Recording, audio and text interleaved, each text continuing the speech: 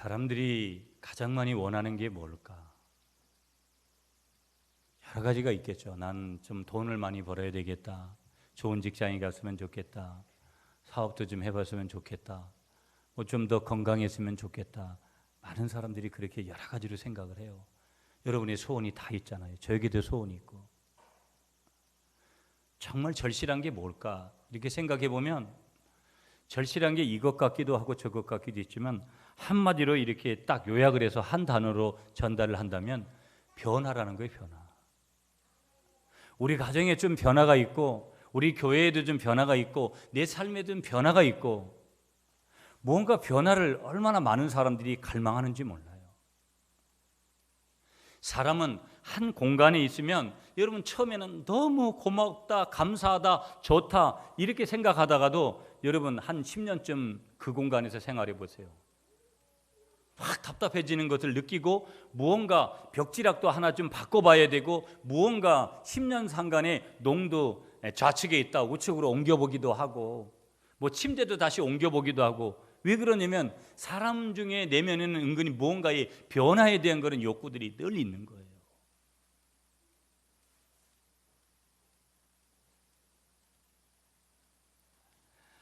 여러분 나라 안으로 보면 정치, 경제, 사회 어떤 모든 분야를 보더라도 변하지 않고서는 안 될 위기에 우리가 있다라는 것을 봐요. 끊임없이 변화하는 너무 그 변화의 속도가 빨라서 그 변화하는 것에 따라가기가 너무 힘든 세상에 우리가 살아가고 있는 거예요. 중국이 여러분 얼마 전까지만 하더라도 한 자녀 정책이었습니다. 절대 한 자녀 이상을 낳으면 법적으로도 그렇게 호적에 올릴 수도 없고 그걸 법으로 허용하지도 않습니다. 그런데 얼마 전에 여러분 이 한 자녀 정책을 폐기를 하고 두 자녀 정책으로 중국이 바뀌었습니다. 중국이 이 한 자녀 정책을 폐기를 하고 그 다음에 두 자녀 정책으로 전환을 하는 가운데서 여러분 중국의 인구가 13억이 넘는데 그런데 자그만치 여러분 어린아이들은 기저귀를 필요하잖아요. 이 기저귀 업체가 1200개의 기저귀를 만드는 업체가 경쟁을 한다는 거예요. 1년에 중국의 아이들이 어린 아이들이 쓰는 기저귀의 그 양이 얼마만큼 되냐면 2억 90억 위안 우리나라 돈으로 환산하면은요 5조 5천억 정도 된다라는 거예요. 어마어마한 돈이죠.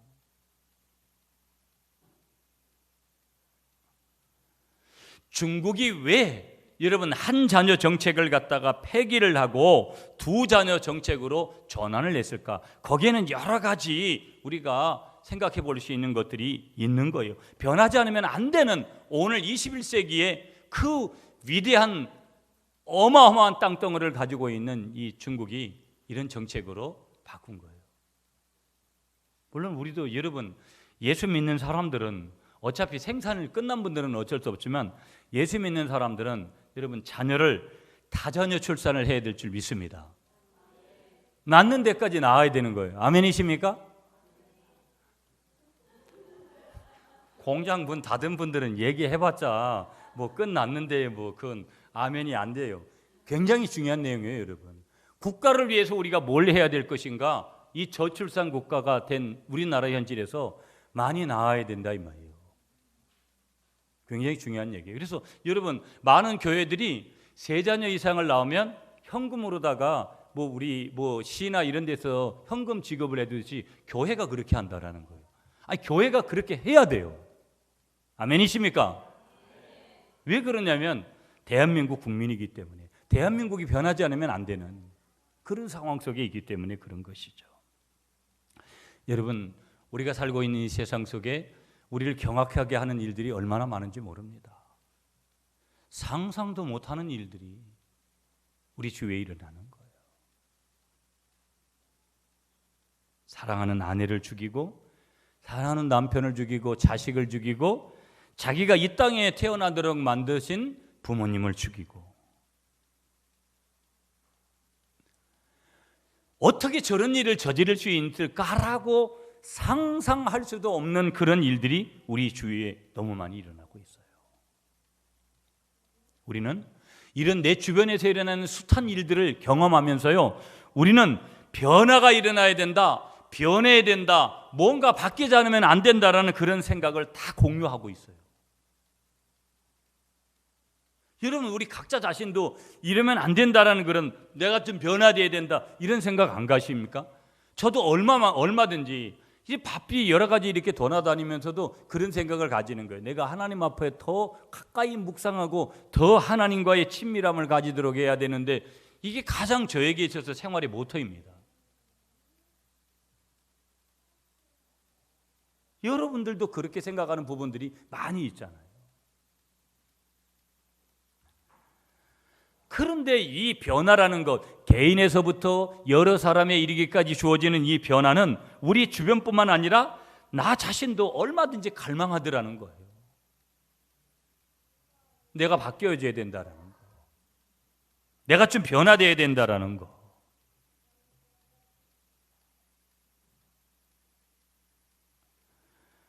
우리가 어떻게 변화될 수 있을까? 성경은 두 가지 견해를 우리에게 말씀하세요. 첫 번째 견해는 사람이 밖에서부터 안으로 변화된다라는 견해가 있어요. 두 번째 견해는 뭐냐면 사람이 안에서부터 밖으로 변화된다라는 그런 주장이 있어요. 밖에서 안으로, 안에서 밖으로. 이건 근본적인 주장에서부터, 근본적인 것에부터 중요한 그런 물음표를 저와 여러분들에게 지금 던져주는 거예요. 자, 첫 번째 견해로 가보면 사람이 밖에서 안으로 변화된다는 견해는 뭐냐면 율법주의예요. 율법주의.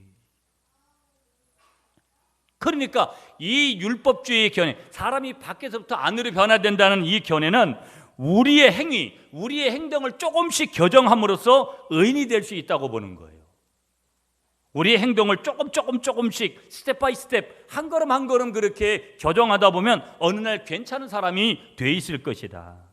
여러분, 이 예는 어디서, 우리가 한 나무를 관상용 나무라고 치면, 여러분, 관상용 나무는 외관을 잘 다듬어요. 가지치기를 하는 거예요. 가지치기 잘하면 괜찮은 거라고 그렇게 생각을 하는 그런 자세인 거예요. 이건 어떤 종교가 더 주장을 하는 거냐? 유교나 불교, 이런 종교에서 더 주장하는 그런 거예요. 외형만 잘해놓으면 내면이야 어떻게든지, 이걸 기독교적으로는 율법주의라고 그렇게 얘기하는 거예요.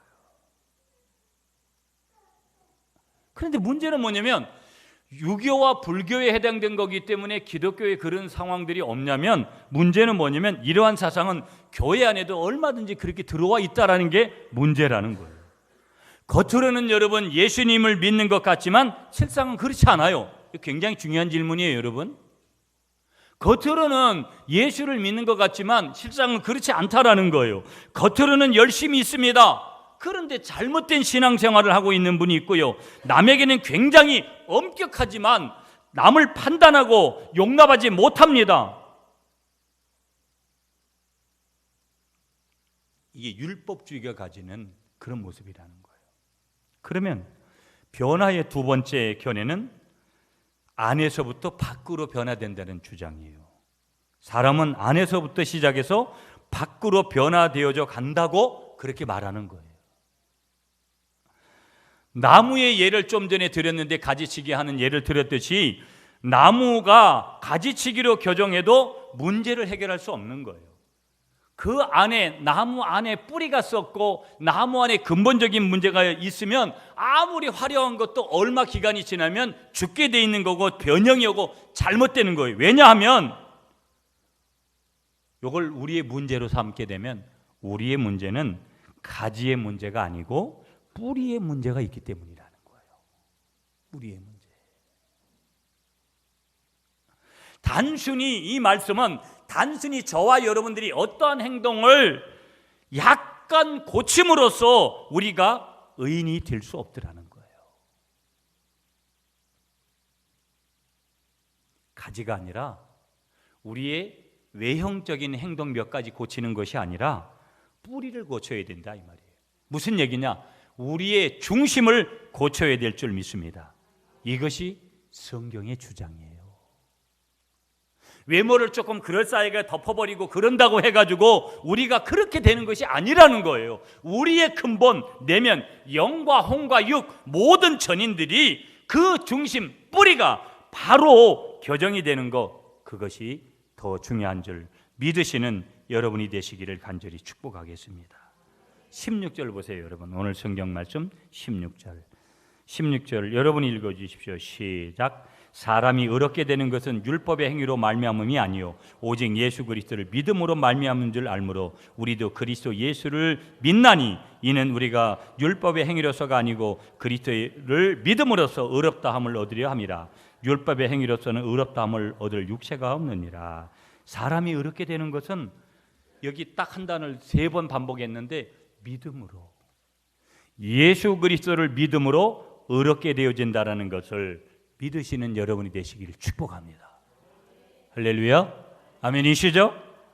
우리가 어떻게 변화될 수 있다라는 거예요? 어떻게 좀 더 나은 남편이 되고 어떻게 좀 더 나은 가정을 이루고 좀 더 하나님이 원하시는 사회를 변화시켜 갈 수 있다라고 지금 얘기하는 거예요? 오늘 그 말씀의 해답을 본문을 통해서 주님께서 저와 여러분들에게 주시는 줄 믿습니다. 사람은 변화되지 않는다. 태어날 때부터 가지고 있는 그 사람의 고유한 특성, 예를 들자면 기질적인 특성, 혈액형에 따른 특징, 성향적인 특성 같은 것은 변하지 않는다고 많은 사람들이 생각을 합니다. 특별히 상담을 하는 사람들, 심리학이나 그 분야에 대해서 많이 알면 알수록 그렇게 믿어버리는 사람들이 굉장히 많아요. 그러나 성경은 사람은 변화된다, 뒤집어진다. 성경과 예수님은 사람은 변화된다라고 말씀하시는 줄 믿습니다. 실제 많은 사람들이 예수님을 만나고 모든 그전에 그 삶을 청산하고 새로운 사람으로 변화를 받은 것을 성경은 우리에게 말씀하시는 줄 믿습니다. 그래서 성경에 보면 떠나라, 나오라, 버리라, 미워하라, 나를 따르라, 이런 명령들은 거기에서 지금 당장 뛰쳐나오라고 말씀하시는 능동태의 하나님의 명령이에요. 옛 생활의 성품에서 벗어나라, 한의학적으로 말하는 우울질, 담즙질, 점액질, 다혈질에서 뛰쳐나와 예수가 내 안에 사는 예수의 질이 되어라. A형, B형, AB형, O형을 버리고 J형, 예수님의 형이 되어서 몸 안에 예수의 피가 흐르게 하라. 옛생활의 성품에서 단 한 발짝도 떠나지 않고 깔고 뭉개고 앉아서 사람은 변하지 않네, 어쩌네 말만 하는 사람은 예수 믿을 자격이 없는 사람이라고 우리에게 말씀하시는 줄 믿습니다. 예수를 믿는다라는 게 뭐라는 거예요? 옛사람을 단호히 버리고 새 사람이 되는 것인 줄 믿습니다. 무슨 얘기예요? 사람은 변할 수 있다라는 거죠. 1994년도 9월에 여러분 살인공장을 차려놓고 엽기적인 살인 행각을 벌여서 국민에게 충격을 안겨주었던 지존파 사건이라는 것을 기억하실 거예요. 이 두목이 그 뒤에 얼마 뒤에 사형이 되어졌습니다. 1417번 청송가무소나 뭐 여러 군데 교도소 가보니까 교도소 정말 깨끗하게 해놨더라고요. 청송가무소는 정말 공기도 좋더라고요. 그러나 거기에 갇혀져 있는 죄수들은 얼마나 힘들겠어요. 1417번이에요 이분. 그는 마지막으로 이런 말을 남깁니다. 참여합니다. 저 같은 사람도 예수 그리스도를 믿음으로 구원받는다는 이 신비를 온 천하에 전하고 싶습니다. 그동안 저를 위해 수고하신 직원들과 사랑을 아끼지 않으신 자매 목사님 모두에게 감사합니다. 그리고 그는 이렇게 얘기합니다. 하늘나라 갈 것을 확신합니다. 그곳에서 여러분을 만나고 싶습니다. 이 사형수가 사용하는 그날에 기독신의 회원들이 찬송가 405장, 지금은 305장이죠. 나 같은 죄인 살리신 545장 하늘 가는 밝은 길을 부르는 순간 그는 이 세상을 떠난 거예요. 1995년 11월 2일 날입니다. 그런데 여러분, 그는 살인죄를 저질러서 인생을 짧게 살다 갔지만 그 짧은 생에 교도소에서 예수님을 만나고 장기수 200명을 주님께로 인도했다라는 거예요. 주님 안에서만 악한 살인범도 천사로 변해버리는 줄 믿습니다. 아멘이시죠? 그러니까 어떤 사람도 어떻게 안 변한다라고 그렇게 말하는 사람도 예수 안에서는 반드시 변화되어지는 줄 믿으시는 여러분이 되시기를 간절히 축복하겠습니다. 그러면 오늘 몇 가지 말씀을 좀 받을게요. 오늘 본문 17절로 갑니다. 17절 말씀 다 같이 읽겠습니다. 시작. 만일 우리가 그리스도 안에서 의롭게 되려 하다가 죄인으로 드러나면 그리스도께서 죄를 짓게 하는 자냐? 결코 그럴 수 없느니라. 아멘. 한번 따라하겠습니다. 하나님 앞에서 자신의 모습을 올바로 파악해야 합니다. 변화의 출발이 뭐냐? 나의 변화의 출발이 뭐냐? 하나님 앞에서, 다른 거 말고 내가 세상적인 지식 앞에서가 아니라 하나님 앞에서 자신의 모습을 올바로 파악해야 될 줄 믿습니다. 많은 사람들은 때때로 교회에 출석하면서도 교회에 나오는 것이 어렵다고 이야기를 합니다. 교회에 나오면 이해할 수 없는 부분이 있기 때문입니다. 이해할 수 없는 부분이 얼마든지 있지요. 교회 와도. 어찌 보면 신앙생활이라는 것은 이해할 수 있는 부분보다는 이해가 안 되는 부분이 더 많을지도 모릅니다. 눈에 보이는 것이 아니라 눈에 보이지 않는 하나님을 믿는 것이라는 것이 때로는 그럴 수 있다는 거예요. 그래서 어떤 사람은 신앙을 포기하기로 작정을 하고 마지막 이별을 고하기 전에 그런 말을 하기도 합니다. 목사님, 저는 교회에 못 나오겠습니다. 저의 문제를 좀 고쳐보려고 교회를 나왔는데 문제가 고쳐지기는커녕 더 커졌는 것을 제가 발견하게 됩니다. 그럴 수도 있죠. 오늘 여기 갈라디아서 2장 17절 말씀은 곧 우리가 그리스도 안에서 의롭게 되려고 교회에 왔는데 도리어 나의 죄, 다시 말하면 내가 죄인임이 드러났다고 그렇게 선포하는 말씀이 됩니다. 이 말씀은 원어 그대로 해석을 해보면 예수 믿으려고 왔는데 내가 오늘 나의 문제는 고쳐지지 않고 내가 죄인임이 만천하에게 나타났다. 나는 어찌 보면 현실적인 내 삶의 문제를 해결받으면서 살고 싶어서 예수 앞에 나왔는데 그 문제가 고쳐지기는커녕 이 세상에 나만큼 죄인임이 없는 사람임이 만천하에 드러났다. 그걸 말씀하는 거예요. 여러분, 어떤 사람이 샤워를 하고 거울 앞에 섰습니다. 그런데 가슴에 망울이 만져지는 거예요. 병원에 가서 조사를 해보고 병원에 가서 진찰을 하고 검사를 하니까 간암 초기라는 진단을 받았습니다. 그럼 우리 이렇게 진단해 봐야 돼요. 그 간암을 의사 선생님이 만들어냈나요?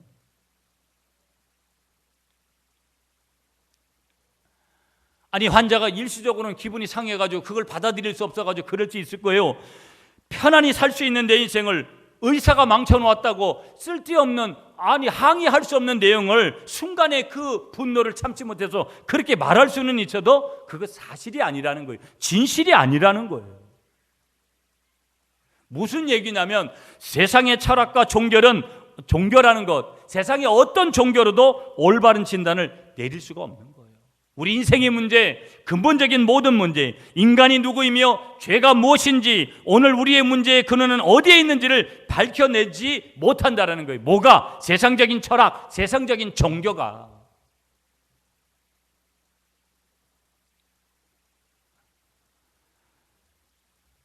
그런데 보세요. 오늘 하나님은 병든 우리가 당신 앞에 찾아갈 때 우리에게 이렇게 말씀하시는 거예요. 얘야, 우리가 우선 원인이 무엇인지 구명해 보자. 오라, 우리가 변론하자, 토론하자. 너희의 문제가 무엇인지 알아야 한다. 그래서 주님은 이 세상에 오셔서 우리에게 자신이 의원이라고 말씀하십니다. 이렇게 말씀하시는 거예요. 건강한 사에게는 의원이 쓸데없고 병든 자에게 쓸데있다. 그렇게 말씀하시는 줄 믿습니다.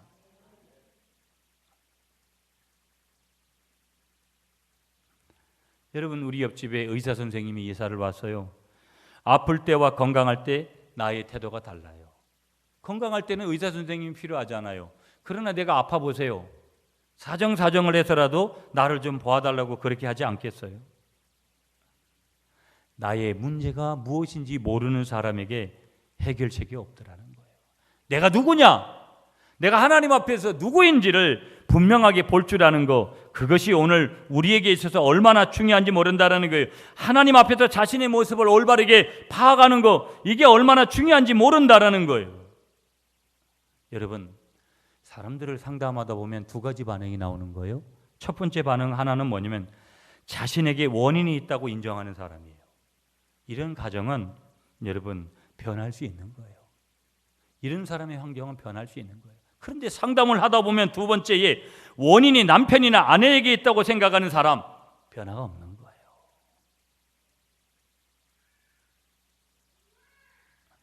여러분, 저와 여러분들이 인생에 있어서 참 변화를 원하시고 계십니까? 오늘 본문이 우리에게 말씀하시는 거예요. 얘들아, 사랑하는 아들아, 딸아, 너희의 모습을 내 앞에서 백일하에 드러내라. 너 자신을 올바르게 파악해라. 사람들은 남을 막 쉽게 판단하고 이렇게 하기를 좋아해요. 하나님 앞에 자기를 발견하시는 여러분이 되시기를 간절히 축복하겠습니다. 복음이 우리에게 다가오면요, 하나님이 우리에게 다가오면 첫 번째 나타나는 거, 그리스도를 찾아오는 자에게 복음의 능력으로 그의 죄인됨을 명확하게 나타낸다. 내가 죄인임을 깨달아요. 내가 하나님 앞에, 십자가 앞에 내가 은혜를 받고 나면 내가 얼마나 철저한 죄인인지를 스스로 깨달아요. 그래서 내가 더 눈물을 흘리는 거예요. 두 번째 단계 무엇이 나타나느냐? 그리스도께서 나를 위해 하신 일을 받아들이는 거예요. 예수님께서 나같이 이렇게 더럽고 추악한 이런 나를 위해서 십자가를 져주셨구나. 십자가의 사랑을 깨닫는 거예요. 그 사랑을 깨달으면 주님 앞에 뭐든지 할 수 있는 용기가 나오는 거예요. 주님 앞에서 자신을 바라보는 여러분이 되시기를 축복합니다. 두 번째 메시지 19절이에요. 19절 말씀 시작.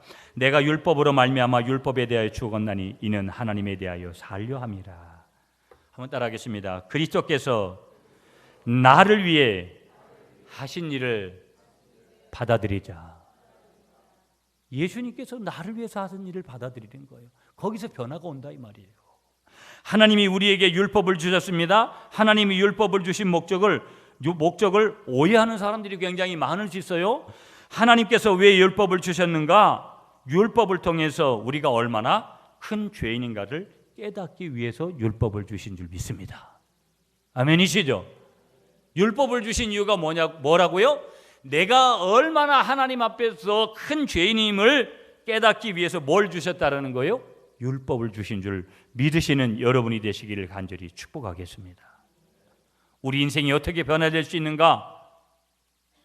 더 정확하게 나가서 여러분 19절에서 보겠습니다. 19절 말씀 다시 한번 읽습니다. 여러분 19절 시작.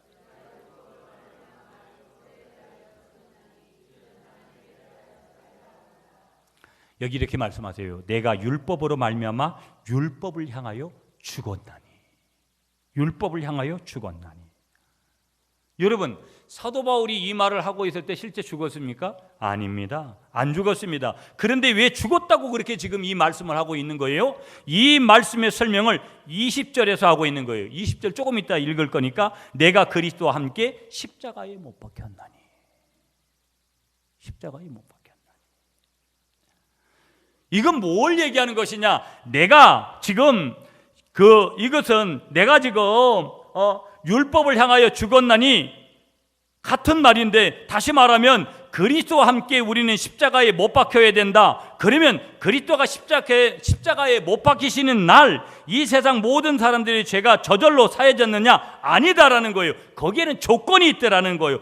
바로 그 사실을 믿는 자들만이 그 율법의 죄로부터 사함을 얻게 된다는 말씀인 줄 믿으시는 여러분이 되시기를 축복하겠습니다. 예수님이 누구예요? 예수님이 곧 하나님이신 줄 믿습니다. 예수님은 곧 하나님이시고요, 그 하나님이 나를 너무도 사랑하셔서 인간의 몸을 입고 이 땅에 오셔서 내가 내 죄로 말미암아 마땅히 달려야 할 십자가에 내 대신 돌아가셨다고 하는 사실을 믿는 자들만이 구원을 받게 되는 줄 믿습니다. 사단은 우리에게 계속 이야기하는 거예요. 여러분, 뭐라고 얘기하는 줄 아세요? 너는 의인이다. 너는 이제부터 내 아들이다. 우리에게 그렇게 고백하도록 만드는 거예요. 사단의 음성이 아니라 주님의 음성을 듣고 가시는 여러분이 되시기를 간절히 축복하겠습니다. 핵심이 뭐예요? 어떻게 우리 인간이 변화될 수 있나? 이 질문 앞에 이 갈라디아서 2장 20절을 통해서 사도 바울이 답을 주고 있는 한 가지 내용이 뭐냐? 그리스도께서 나를 위해 하신 일을 받아들여야 된다라는 거예요. 아멘이십니까, 여러분? 그것은 하나님의 선물이라는 거예요. 아멘이십니까? 받기만 하면 내 것이 된다라는 거예요. 아멘이십니까?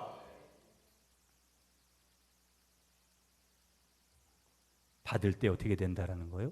고린도후서 5장 17절 말씀대로 하면 받을 때 새로운 피조물이 되는 줄 믿습니다. 아멘이시죠?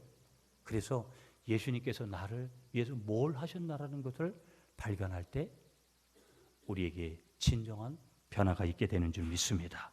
마지막 한 가지만 더 보고 말씀을 맺으려고 합니다. 20절 말씀 다 같이 읽겠습니다. 시작.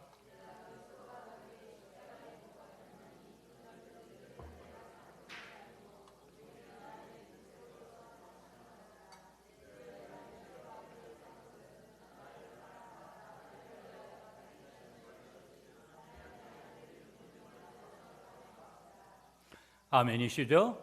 여러분, 우리가 변화를 이루려면 먼저는 자기가 하나님 앞에 있어야 된다고 말씀드렸습니다. 두 번째는 예수 그리스도께서 우리에게 나에게 하신 일을 십자가의 은혜를 우리가 받아들여야 된다고 두 가지로 말씀드렸습니다. 그러면 여기서 끝나지 않는다라는 거예요. 무슨 말씀이 있냐? 그리스도와 함께 죽을 뿐만 아니라 저와 여러분들이 그리스도와 함께 살아가야 될 줄 믿습니다.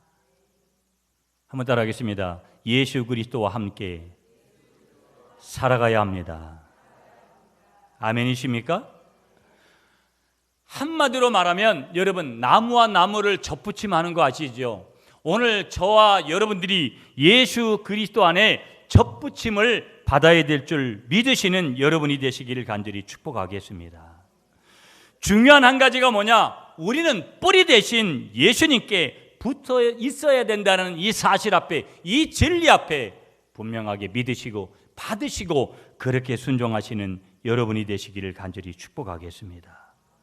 오늘 사도 바울이 20절에서 말하는 게 뭐예요? 우리는 이렇게 살고 있느냐 이 말이에요. 예수 그리스도 안에서 접붙임 받은 사도 바울과 같이 그렇게 살고 있느냐 이 말이에요. 예수 그리스도의 뿌리에 접붙임을 당했으면 그에 합당하게 살고 있느냐고 우리에게 질문하는 거고요. 우리의 입술을 하나님이 주장하고 계시는지 질문하는 거고요. 우리의 시간을 하나님이 관장하고 계시는지 질문하고 있는 거고요. 우리의 돈의 주인이 내가 아니고 하나님의 것임을 인정하고 살아가고 있는지 사도 바울이 지금 사도 바울을 통해서 하나님이 저와 여러분들에게 질문을 하고 있습니다. 사도 바울은 이렇게 고백하는 거예요. 이제 내가 육체 가운데 사는 것은 나를 사랑하사 나를 위하여 자기 몸을 버리신 하나님의 아들을 믿는 믿음 안에서 사는 것이라. 믿음 안에 살아갈 때 진정한 변화도 경험되는 줄 믿습니다. 그리스도와 함께 살아갈 때 나도 모르는 그 순간에 나에게 엄청난 변화의 일들이 일어나게 되는 줄 믿으시는 여러분이 되시기를 간절히 축복하겠습니다. 교회 사회의 위대한 인물 중에 한 사람이 어거스틴입니다, 여러분. 이 어거스틴은요, 젊은 시절에는 방탕한 그런 시간들을 보냈어요. 결혼도 하지 않고 한 여자와 동거하면서 아데오다투스라는 아들을 낳기도 했습니다. 그러던 어거스틴이 32살에 밀라노에서 유명한 암브로스의 설교를 듣다가 회심을 하게 됩니다. 회심한 후에 성경도 부지런히 읽고 기도하면서 신앙생활을 하고 있던 어느 날 길가에서 옛날에 드나들던 술집 여인을 만나게 되어집니다. 이 여인이 어거스틴에게 이렇게 얘기하는 거예요. 왜 요즘은 저희 집에 들르지를 않냐고 이 어거스틴을 유혹하는 거예요. 그때 이 어거스틴은 이 술집 여인에게 이렇게 이야기를 합니다. 옛날에 어거스틴은 죽었고 나는 새 사람이 되었다. 한번 여러분 이렇게 외쳐볼게요. 자기 이름을 거기다 넣고 옛날에 인선이는 죽었고 나는 예수님 안에서 새 사람이 됐다. 이렇게 하는 거예요. 자, 시작. 옛날에 인선이는 죽었고 나는 예수님 안에서 새 사람이 됐다. 여러분 그렇게 말하시면서 그런 사람이 되시기 바랍니다. 여러분 세상의 방법으로는 절대 변하지 않아요. 변해도 변하는 것이 아니라 변질돼요. 보십시오 여러분. 세상적으로 살아가는 방법이 여러분 그 꼬랑지를 붙들고 가는 것이 결코 거기에서 좋은 결과물들을 얻을 것인가요? 세상에 있는 모든 것들을 다 부정하려고 하는 것이 아니라 그건 절대 진리가 될 수 없어요. 절대 진리는 하나밖에 없어요. 예수 그리스도 그분밖에 없습니다. 그분 안에 접붙임 붙여서 갈 때 우리의 성격도 우리의 모든 잘못되어진 것도 변화될 줄 믿습니다. 우리의 문제도 변화될 줄 믿습니다. 우리 속에 있는 할 수 없다라는 그런 모든 것들도 변화되어지는 그런 삶이 될 줄 믿습니다. 예수 그리스도 안에서 변화된 삶을 추구하시는 여러분이 되시기를 간절히 축복하겠습니다.